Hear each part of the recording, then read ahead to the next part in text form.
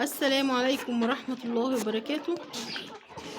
هنقل لكم تجربتي الفراخ البياضة اللي انا كنت فاكرة ان هي مشروع اللي هيعوضني في البيت وكده. اول لما جيت البيت ده من حوالي شهر ونص، طبعا زي ما انا قلت لكم التجربة اللي انا مريت بيها ان انا ساعة النقل حاجتي كلها اتنظرت، كان لازم المكان اللي انا كنت فيه كان لازم امشي عشان حاجات خاصة بالمراقبات على الشقق والحاجات دي يعني. فكانت دورتي كانت دورة كبيرة وما كانتش لحقت خلصت، وكان ناقص لها حوالي 10 ايام او اسبوعين على ما تخلص، فاضطريت ان انا انقل الفراخ كلها، وطبعا والطيور والحمام والحاجات اللي كانت عندي، كانت كل اوضه فيها حاجه. فالله المستعان الحاجه اتنظرت جامد قوي لدرجه ان يعتبر خسرت مبلغ كبير، خسرت الدوره كلها براس المال بكله. فكانت نفسيتي وحشه قوي، اضطريت ان انا اخد البيت ده بضعف ايجار الشقه اللي انا كنت فيها. ما عنديش حاجه بقى، انا كده ما عنديش حاجه، حتى الحمام يا عيني عشان خاطر انا شلته من العشش بتاعته وحطيته كده في بوكسه كله على بعضه قطع، كله قطع، واللي كان الزغاية كانت طالعه كلها ماتت، ويعني كانت يعني نقله مش كويسه بالنسبه لي. طيب انا كنت اعمل ايه؟ انا عايزه انجز بسرعه والحق اجيب اي حاجه تجيب لي عائد، اعرف ادفع منه الايجار واعرف ادفع منه المصاريف اللي عليا والمواصلات والحاجات دي، زي ما انا كنت عايشه قبل كده، زي ما انا كنت مكمله.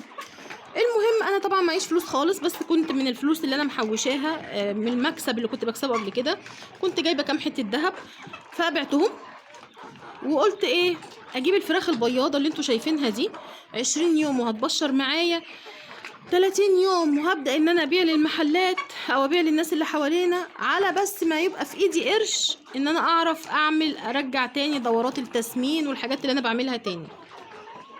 في ست محترمة على اليوتيوب انا بتابع معاها، الله يكون في عونها، مشغولة، انا كنت بثق فيها جدا وقلت هجيب منها، فهي مرة ترد عليا ومرة ما تردش. طيب يعني المهم انا التمست فيها الخير وانا عارفة ان هي كويسة، وما حصلش توفيق ان انا اخد منها، وانا مستعجله عايزه الحق اجيب اي حاجه عشان الحق خسارتي.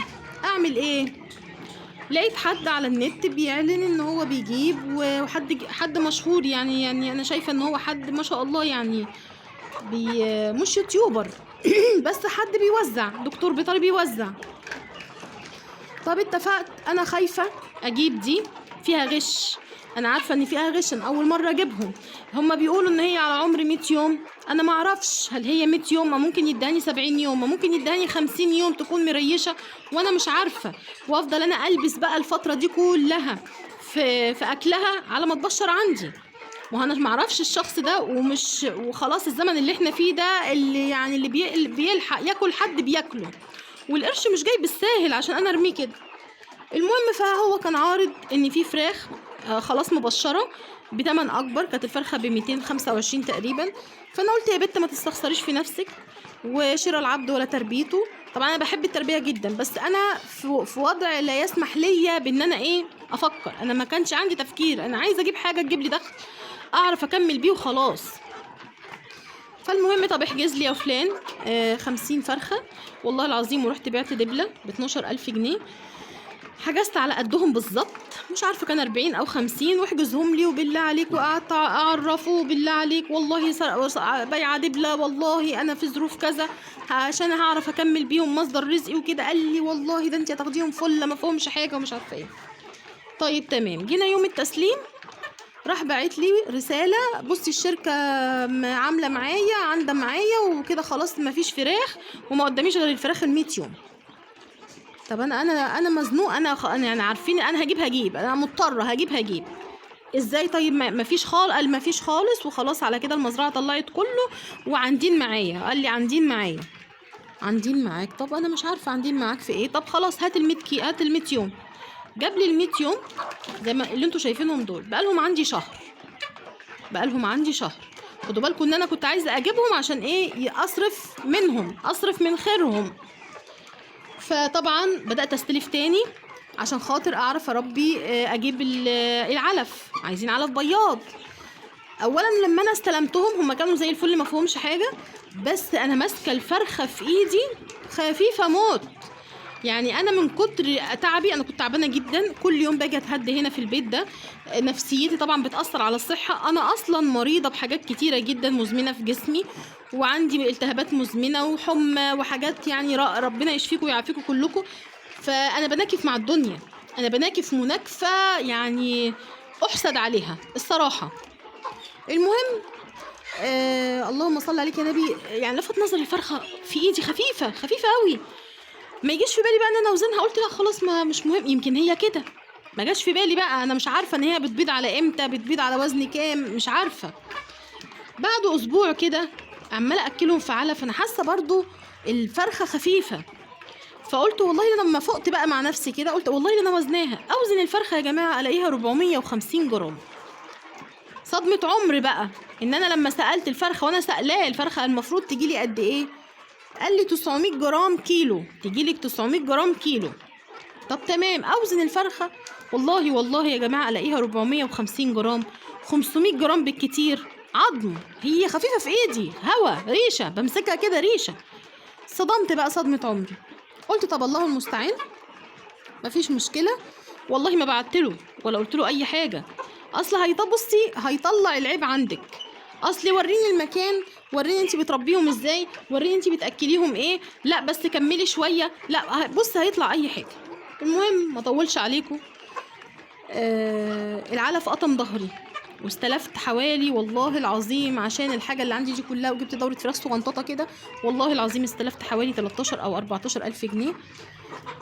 الحاجات صغيره لسه ما طلعتش برضه، فانا في نفسيه زي الزفت، انا مش متعوده على كده. جه في بالي بقى فكره ان انا اعوضهم بالبروتين بالسمك وبتنظيف السمك اللي انا اعمله بعيدا عن الاكل. ماشي انا هظبط اكلهم، وبقيت احط لهم بروتين كتير واظبطهم، بس انا بتكلم على الغش.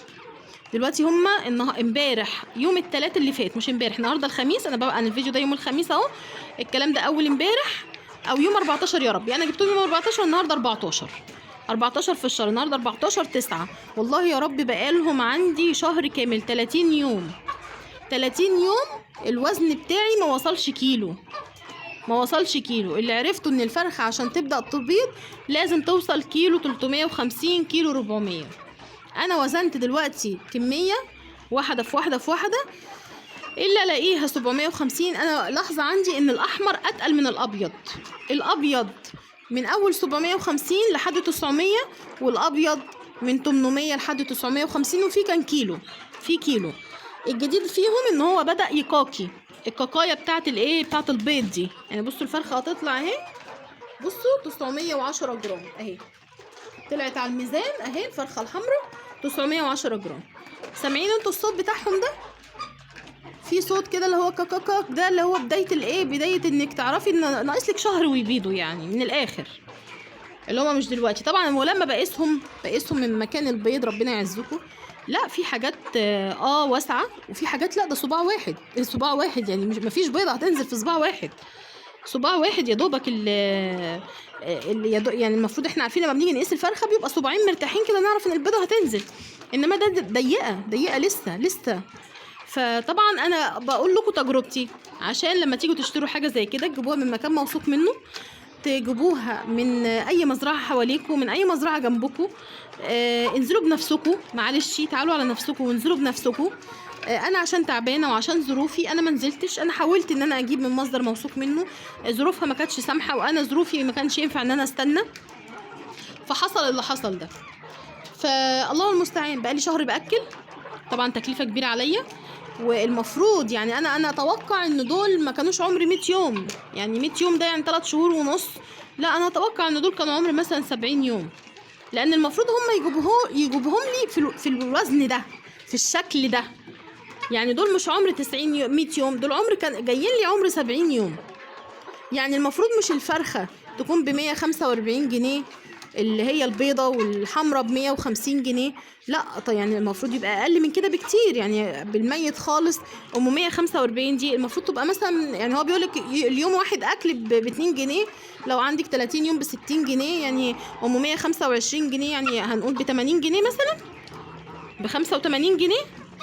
شوفي بقى اضربي في العدد. انا مش مسامحه، انا عن نفسي الغش ده انا طبعا مش مسامحاه، لان الغش ده انت ما تعرفش الفلوس دي جايه ازاي، انت ما تعرفش حرقه الدم اللي الواحد فيها، ما تعرفش قد ايه الواحد مستني لقمه عيش بالحلال او مصدر رزق بالحلال، ما تعرفش جاي ضغوط على نفسه قد ايه، سايب بيته سايب عياله، مقصر في صحته في تعبه في وقته. كل ده بحساب، كل ده بحساب مش سهل. فكون ان حد ياكل حد بالشكل ده، دي مش هينة عند ربنا. وانا مش هسامح، انا هسامح قدام ربنا. يعني انا خلاص من كتر اللي انا خدته في حياتي، انا خدت على قفايا كتير قوي قوي قوي قوي، وكنت بسامح كتير قوي قوي. فقلت والله يا بنت ما انا مسامحه، انا مش هسامح في الدنيا، انا هسامح قدام ربنا. لما يقف قدام ربنا كده اي حد ظلمني، ونقف قدام ربنا وربنا يقول لي ظلمك، وهو يعترف ان ظلمتك، ساعتها انا مش عايزه منك حاجه، انا مسامحاك. انما قهرة بصوا اقسم بالله الواحد ماسك نفسه بالعافيه قسما بالله. قهرة الظلم من الناس ومن الجيران ومن التجار واللي ما بقاش يراعي ربنا، وحق الجيرة وحق العشرة وحق الأهل يعني احنا خلاص احنا بنتدمر. اللي واقف مماسك على دينه خلاص يا جماعة، خلاص يعني بيتعذب في الدنيا دي. المفروض ان احنا نبقى غشاشين، المفروض ان احنا نبقى كدابين، المفروض ان احنا نبقى قلات الادب، ما تربيناش، ما تعلمناش، ما نخافش ربنا عشان نعرف نعيش في المجتمع ده. لا مش هنبقى كده، هنعيش وهيتحرق دمنا وهنتحاسبن وهنقول حقنا عندك يا رب، وهنستحمل لحد ما نقابل وجه كريم. طولت عليكم بقى معلش، بس حبيت انقل لكم تجربتي، لان انا محروق دمي في كميه الفلوس اللي انا عماله ادفعها، كميه ان انا قاعده عماله مستنيه فرج ربنا يجي، ان شاء الله ربنا هيرضيني وهيعوض عليا. بس حبيت اعرفكم قد ايه الغش في المواضيع دي. دي فراخ الإيزة، ودي فراخ اللهمن اللي هي الحمرا دي، اللي قدامي دول كلهم 80. اقسم بالله من اسبوع مات 5. مات 5، عارفين يعني ايه مات 5 او تقريبا مات 6؟ الواحده ب 145 يعني تقريبا، وده غير توصيلها كان 500 جنيه. ايا كان لو هتاخد 50 فرخه زي ما هتاخد 500 فرخه، التوصيل 500 جنيه، يعني تقريبا الفرخه عليها 5 جنيه توصيل، 5 جنيه ونص او 7 جنيه توصيل، حاجه زي كده بالعدد اللي انا جبته. يعني الفرخه واقفه عليا باكتر من 150 جنيه. لما يموت من عندي 6 ولا 7 داخلين في 1000 جنيه اهو، غير ان انا بقالي شهر باكل ولسه ما بضوش. يبقى احنا نقول ايه؟ عوضنا عليك يا رب، وحسبنا الله ونعم الوكيل في الظالم، وربنا يعوض علينا. خدوا بالكم لما تجيبوا حاجه زي كده، يا تجيبوها كتكوت وتربوها، يا تجيبوها من مصدر موثوق منه. يلا، سلام عليكم ورحمه الله وبركاته.